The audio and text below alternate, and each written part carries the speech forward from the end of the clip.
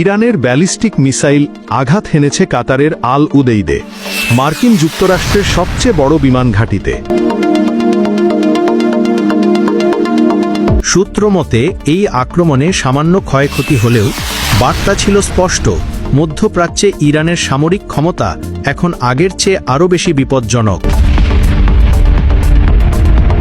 বিশ্লেষকরা বলছেন এটি সরাসরি যুক্তরাষ্ট্রকে চ্যালেঞ্জ ছুড়ে দেওয়া। এই ঘটনায় ভূ রাজনৈতিক উত্তেজনা তুঙ্গে। আপনার মতামত কি? যুদ্ধ আসছে নাকি ইরান বনাম আমেরিকা শুরু হলো নতুন অধ্যায়? কমেন্ট করে জানাবেন। আর আমাদের ভিডিওটি আপনার ভালো লাগলে অবশ্যই চ্যানেলটি সাবস্ক্রাইব করে বেল বাটনটি অন করে দিন। ধন্যবাদ।